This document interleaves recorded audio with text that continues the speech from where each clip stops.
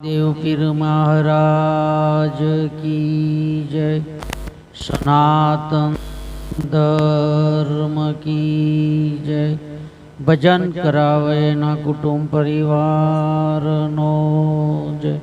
नमः पार्वती पते हर हर महादेव।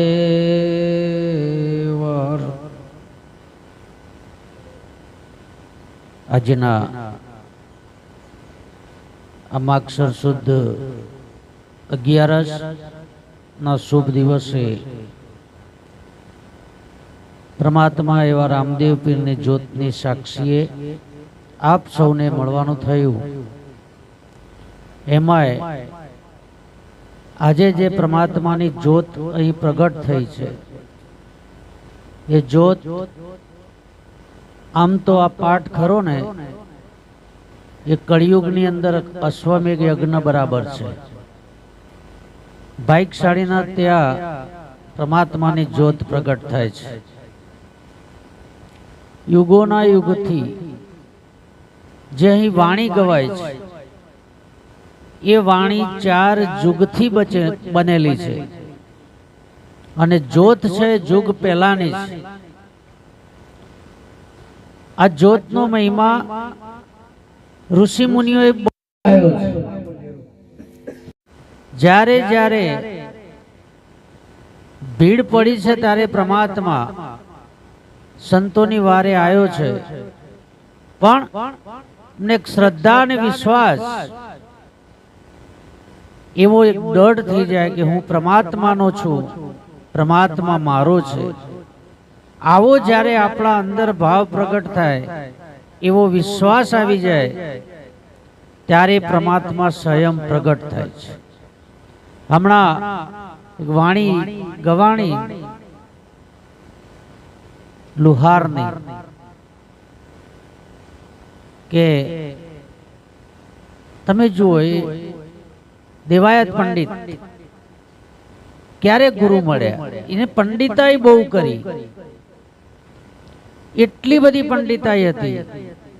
અને દેવાયત પંડિતે આજે 700 800 કે 1000 વર્ષ પહેલા જે વાણી લખી, જે અગમ વાણી કરી, એ આજે આપણે જોઈ રહ્યા છે। એ કયું જ્ઞાન એને પ્રગટ થયું છે? સતો પણ જે ગુરુનો મહિમા હતો એ જાણવા માટે જ્યારે સંગ લઈને નીકળે છે અને રસ્તામાં દેવતળસી નામનું લુહાર અને એનું ગામ આવી જાય છે, અને એ ગામની પાદરમાં એનો જે રથ હોય છે, ગાડું હોય, એનો ધરો ભાગી જાય છે। અને એ દિવસે 11 હોય છે। દેવતળસી 11 નો હપ્તો રાખતો હતો, એ દિવસે કામ એની કોળ બંધ રાખતો હતો, અરણ ઉપર ગણ ન મારતો। અને એને પૂછવામાં આવ્યું કે ભાઈ આ ગામમાં કોઈ લુહાર છે? તો કે હા, દેવતળસી નામના ભગત છે અને એ કામ કરે છે।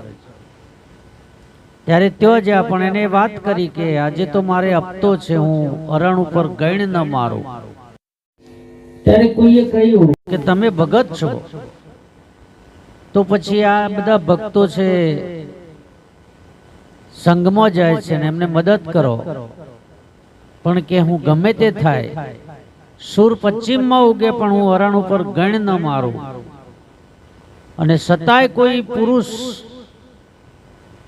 જો આ ગણ ઝીલવા વાળો મળી જાય તો હું કામ કરી આપું, ગણ મારવા વાળો।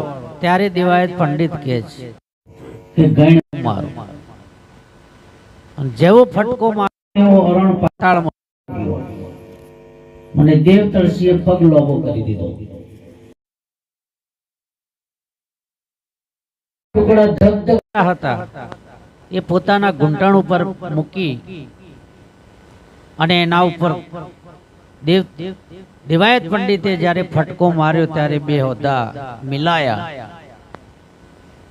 એટલે અહીં સંત મહાપુરુષ કહે છે કે જો તાએ તા મિલે અને જો ફટકો લાગી જાય, આ તો ચિત્ત ચટક લાગ્યા વિના મળે નહીં કીર્તાર, ઈયળની ભમરી બને તો નરને કેટલી વાર, એવો એક ચટકો લાગી જાય આપણને.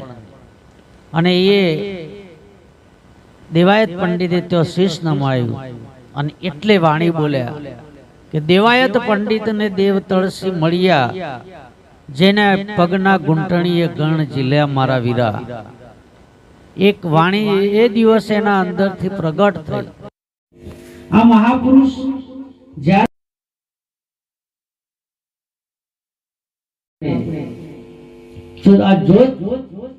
જ્યોત મહાજ્યોત સર્વ જ્યોત સુંદરી. અને અહીં કૃષ્ણ પણ ગીતામાં કહે છે કે આ બધી જ્યોતને હું એક પરમ જ્યોત છું. તો કોઈ સંત મહાપુરુષના શરણમાં જઈ અને આપણે પૂછવું જોઈએ. અહીંયા હમણાં ગોરખ મહારાજની એક વાણી આવી કે પથ્થર પૂજે ઘર મિલે તો મેં પૂજું પહાડ. પણ કોઈ જગ્યાએ પથ્થરની પૂજા થતી નથી, મૂર્તિની પૂજા થાય છે. પથ્થર કે પૂજા તો પણ પથ્થર દિલની વાત કરી છે કે એવું કોઈનું દિલ હોય એની પૂજા થતી નથી. આ તો જે પ્રગટ દર્શન થઈ જાય, પ્રગટ કોઈ મહાપુરુષ મળી જાય અને જો પ્રગટ નું દર્શન કરાવે તો પછી બધી જગ્યાએ પરમાત્મા દેખાય ત્યાં સુધી દેખાયો. નહીતર પથ્થરની અંદર પણ તમે જુઓ પ્રગટ છે. બે પથ્થરના ટુકડા ભેગા કરીને ટકરાવજો સાહેબ, એની અંદર અગ્નિ તત્વ છે. કારણ કે આ વિશ્વ પરમાત્માએ રચ્યું છે. કૃષ્ણ ગીતામાં કહે છે કે અર્જુન, જ્યારે આ વિશ્વની મેં રચના કરી ત્યારે હું પોતે જ બની બેઠો છું. કોઈ મટીરિયલ હું બહારથી લાયો તો પાંચ તત્વો પણ પરમાત્માએ બનાવ્યા છે. અને પાંચ તત્વની અંદર પરમાત્મા હોય અને પથ્થર પણ એક તત્વની અંદર આવી જાય, પાણી પણ એક તત્વની અંદર આવી જાય. પથ્થરની અંદર અગ્નિ સ્વરૂપે છે, પાણીની અંદર પણ અગ્નિ સ્વરૂપે પરમાત્મા છે. તમે જો જ્યોતની અંદરથી વિદ્યુત ઉત્પન્ન થાય છે, પવનની અંદર પણ આ બધું જો આપણે જાણવું હોય તો કોઈક સમર્થ પુરુષના શરણમાં જવું ત્યારે આપણને આ વસ્તુ સમજાય છે. અને આ વાત જાણવા માટે યુગોના યુગ સુધી સંતોએ રાહ જોઈ છે, છતાં પણ એને પ્રાપ્ત ન થયું. પહેલા જો શિવની ઉત્પત્તિ માર્કંડ ઋષિ ગાયું ને,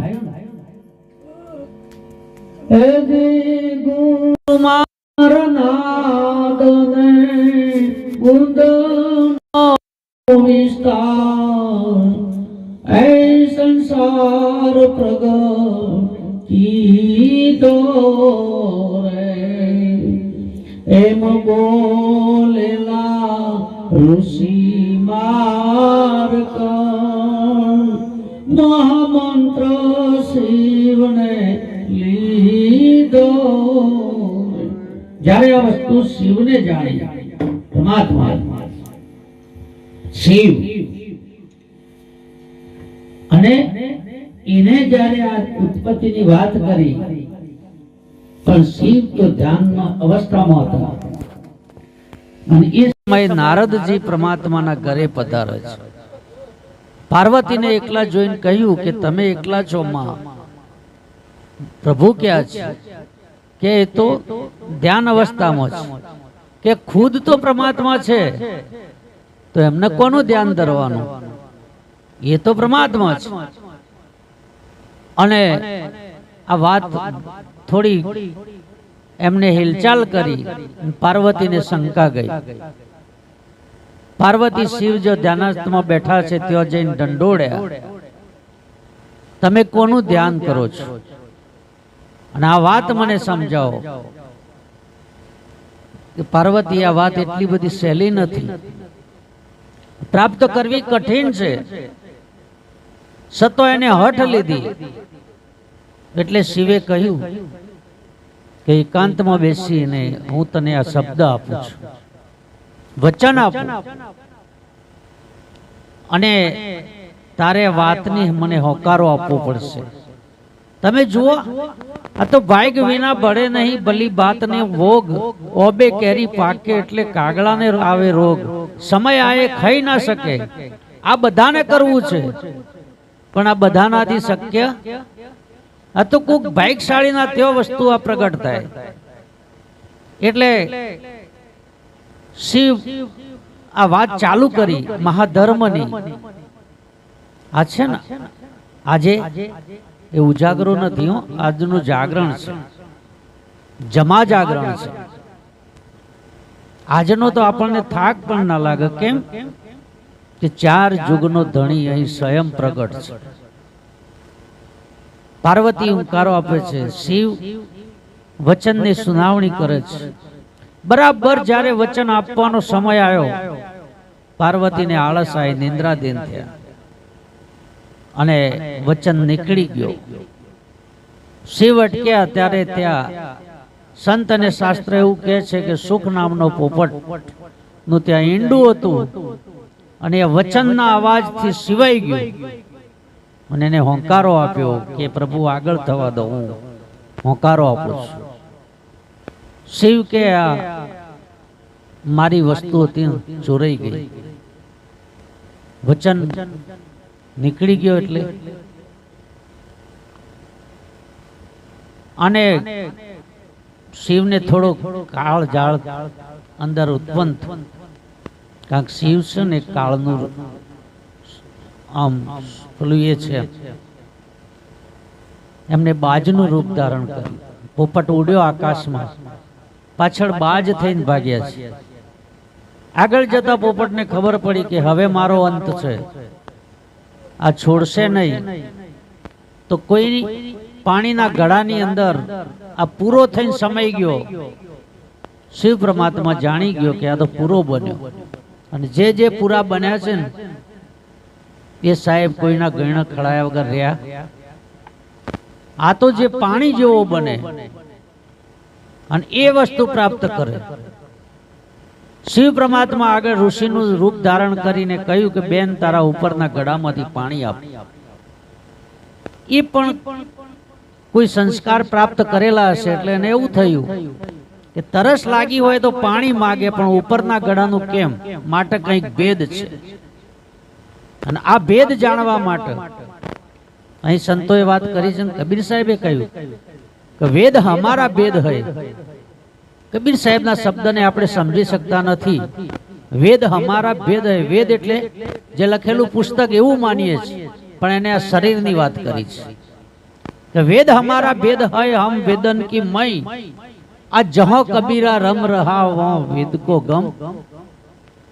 જો ભજન કરવાનું છે, જો જે મસ્તીમાં રહેવાનું છે ને સાહેબ, એ તમારા 5 તત્વના ખોડિયાને કોઈ ખબર નથી.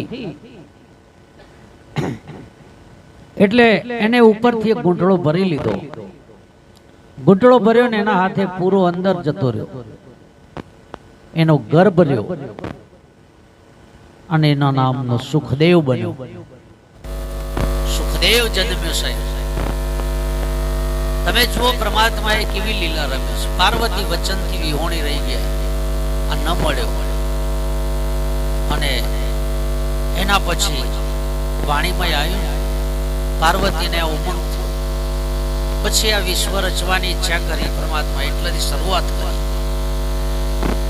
અને સંત મહાપુરુષોએ ગાયું, ગુરુ મારા મહામંત્ર નો મોટો છે મહિમા, એ વખાણું ધમના વેદ ને રે. એ જેનો ઋષિ એ મુનિ જપતા તજા, હરી નોતા 4 વેદ મારે. એ દિવસે આ દેહ જ નતો સાહેબ. બધે જ્યાં જુઓ તે પાણી, કારણ કે આમાંથી બન્યું, દેહમાંથી બન્યું. દેહ કા બી જલ હોય, બધા જ પાણી ભરેલું હતું સભર્ભ.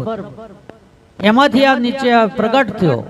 देह का बीज जल है, जल का बीज वाह का बीज तेज है, और तेज का बीज क्या? तो नरसिंह मेहता ये बात करी, तेज तू तेज तू तेज तू તું જ એ રે જે છે તેજ. એને જાણવા માટે સંતોએ આ જાગરણોની સ્થાપના કરી છે. કોઈને કોઈ રીતે પ્રગટ થાય, કોઈના હૃદયમાં શબ્દ લાગી જાય. બીજો જન્મ રામનો થયો. રામ વખત પણ પાર્વતી સીતા આ વાત જાણવાની જ્યારે એની ઈચ્છા થઈ ત્યારે એને કહ્યું કે સ્વામી, હવે મને મહાધર્મ સમજાવો, મૂળ વચન આપો, અને આ જે ધર્મ છે, આ જમા જાગરણ છે, એનો હેતુ શું છે સમજાવો. તો રામે એને વાયદો કર્યો છે, પણ બહુ હઠ લીધી. ત્યારે સીતાજી કહે છે, સીતાજી કે છે રે એ લખમણના બંધવારે જી, અને કરજો યમને વડા ધર્મની વાત રે. નિજિયાનો ધર્મ રે કેવા દાડે સ્થાપ્યો રે. ત્યારે રામ કહે છે કે ચંદ્ર નતા, સૂર્ય નતા, નતા નવલખ તારા. એવા સમયે કે આની આ વસ્તુ ઠેરાઈ. પાર્વતી આગળ, સીતાએ આગળ બહુ વાત કરી કે પ્રભુ, જેવી છું તેવી હું તમારા ઘરની નાર છું. સ્વામી રાજા, આવું દયા કરો ને આ વચન અમને આપો, આ મહાધર્મ સમજાવો કે મહાધર્મ એટલે શું. ત્યારે રામે કહ્યું કે વસ્તુ છે મારી મોટી ને પાત્ર છે, નાનું આ ઠામ વેનાની ક્યાં ઠેરાવું આ વસ્તુ. અને સમય પૂરો થઈ ગયો. રામે વાયદો કર્યો કે આપણો સમય અત્યારે પૂરો થાય છે. હવેના પછીના જન્મમાં દ્વારિકામાં હું કૃષ્ણ બનોય, તું રૂક્ષ્મણી બનજે, અને એ સમયે આપણે આ વાત કરીશું. પણ આ તો સોનાની નગરીનો રાજા કૃષ્ણ લીલા કરતો રહ્યો અને રૂક્ષ્મણીના વખાણ કરતી રહીને સમય જતો રહ્યો. આ તો સમય જતો વાર થતી નથી. હા, વાતોમાં દિવસ ગુમાવ્યો, ઊંઘમાં ગુમાવી રાત, આ સપનામાં સોનું જડ્યું, સવારે જોવા તો કોઈ ના આવે, સવારે હું હાથમાં આવે. એમ કરતા સમય પૂરો થઈ ગયો. અને એ સમયે પોકરણમાં અજમલ રાજા પ્રગટ થયો. તમે જો આનો ઇતિહાસ, પરમાત્મા ક્યોથી ક્યો પ્રગટ થાય છે. આની રચના તો પછી રામદેવ પીરે કરી છે, બાબા બાળીનાથના ત્યાં. અજમલ રાજા પ્રગટ થયો. અજમલ રાજાની ઉંમર થતો પુત્ર ન થવાથી વાંજ્યો કહેવાનો. અને જ્યારે લોકો સુકન ના લેવા મળે અને ગામમાં બધા ઓગળીઓ કરવા મળ્યા, ત્યારે મીનળે વાત કરી કે તમે દ્વારિકા જાઓ અને પરમાત્માને જઈને કહેજો, કારણ કે એને ખુમારી હતી એક ભક્તિની. આપણે કેમ ના આપે પરમાત્મા એમ, પણ પરમાત્મા કહે છે કે તું ક્યારે બોલાયો અને હું ના આવ્યો, પણ તારા અંતરના ભાવ સાથેથી ક્યારે બોલાયો. અને કહેજો પરમાત્માને કે મને પુત્ર આપ. અને કદાચ પરમાત્મા જો પુત્ર આપવાની તમને ના પાડે તો કહેજો કે મીનળે કીધું છે તમે સ્વયં પધારો. તમે જુઓ એની કેટલી ભજન હશે, કેટલી ના તાકાત હશે ભજનની, કે પરમાત્મા આગળ પણ એ આટલો બધો પાવર કરો એમ. મીનળ અજમલ રાજા દ્વારિકા જઈ મંદિરમાં આ બધી લલોપાત કરે છે. ત્યારે એને પૂજારીએ કહ્યું કે ભાઈ તું શું કરે છે, કોના આગળ આ બધું કર્યું છે? કે હું પરમાત્માને કહું. કે પરમાત્મા અહીંયા નથી, તો કે એ તો સમુદ્રમાં છે. આ તો તમે જુઓ, આપણે તો કોઠે બેસીને સબસબીઓ કરવો છે ને પછી મોતી મેળવવું છે, મેળ પડેવો નહીં. અજમલ રાજા સમુદ્રની અંદર પડે છે, અંદર જાય તો પરમાત્મા સોનાની નગરીમાં હિંડોળે ઈંચતો હોય છે. આ તો જે મોય પડ્યા ને એને જ મોતી મળ્યું છે. હસ્તીને મિટાવ્યા વિના મસ્તી કદી મળતી નથી. મજધારમાં ડૂબ્યા વિના મોતી કદી જળતું નથી, અને આ આંખને મીચાયા વિના જ્યોતિ કદી જલતી નથી. પરમાત્માની જ્યોતિનું દર્શન કરવું હોય ને તો સમર્થ પુરુષને જે રાહ બતાવી છે રાહે આપણે ચાલવું પડશે. અને અંદર પરમાત્માએ કીધું કે અજમલ, 7 જન્મ સુધી તારા ભાગ્યમાં પુત્ર નથી, તો કે મિનળને કીધું છે આપ પધારો, અને વચન આપ્યો. તમે જુઓ વચન શું કામ કરે છે. વચન આર વચન પાર વચન સે ડગ ડેરિયા, વચન વૈસે વચન નિકાલે વહી સદગુરુ અમેરિયા. આ એક એવો વચન છે, અને વચન રૂપી પરમાત્મા ત્યાં પ્રગટ થયો. અને એ સમયમાં તો અસ્પૃશ્યતા બહુ હતી. કોઈને આમ કોઈ આડું નીકળી જાય ને તો પણ ઘેરાઈને છોટ લેતા હતા, આટલી અસ્પૃશ્યતા હતી. અને એવા સમયમાં તમે જુઓ બાવા બાળીનાથે ખેમડિયા કોટવાળના ત્યાં આવી જ્યોત પ્રગટ કરી. રામદેવ પીર નેતળ નાઈ અને રામદેવ પીરના હાથે ડાળલ વધરી ગઈ. રામદેવ પીરની સમાધિમાં ડાળલ ઉતરી. પરમાત્માને 2 દિવસ રાહ જોવી પડી. નુમની સમાધિ ડાળલની થઈ, અને આજે 11ની સમાધિ ધણીએ લીધી. તમે જુઓ એનો ઇતિહાસ. પણ આ એક વચન કામ કરે છે, અને આપણને વચન ઉપર વિશ્વાસ નથી. આ તો જેને જેને વચન ઉપર વિશ્વાસ રાખ્યો છે ને એના જ ઇતિહાસ અત્યારે ગવાય છે. વચન છે ને સાહેબ, એ એક એવી જ્યોત છે કે તમે જેવો યાદ કરો ને એવો એ પ્રકાશ આપે. એ સદગુરુનો વચન છે. અને આ વિશ્વની ગુરુ જેવો કોઈ મહાન આ વિશ્વની અંદર બીજું કોઈ છે? એના જેવો કોઈ દાતા પણ નથી, એના જેવો કોઈ દેવ નથી. આપણે પૂજા કરીએ ને એ બધી જ ગુણની પૂજા થાય છે, પણ અહીં સદગુરુ આપણને વચનની પૂજા આપે છે. જો વચનની પૂજા થાય ને, વચનને જે વર્યા ને એ જગમો ન્યારા, અને એ દેવ થઈને પૂજાણા છે. એટલે રામદેવ પીરનો મહિમા ગઈ એટલો ઓછો છે. અને આ કળિયુગની અંદર જો કોઈ પ્રગટ પ્રચારધારી હોય તો રામદેવ પીર ભગવાન છે. તમે આ જ્યોતની સાક્ષીએ તમે જે સંકલ્પ કરો ને સાહેબ, એના પુરવાર કરવા માટે આવવું જ પડે છે, અને આવે છે. આજે પણ આવે છે. પણ આપણે જેવો માન્યો છે ને, જેવો ઘોડા ઉપર જેવો દોર્યો છે એવો નહીં આવે. આવશે ચોક્કસ, ગમે તે રૂપે આવશે. એટલે વિશ્વાસ રાખી અને વિશ્વાસ થાય છે.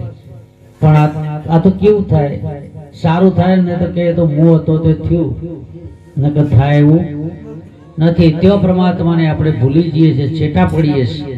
એટલે પરમાત્માને યાદ કરી એનું ભજન કરજો.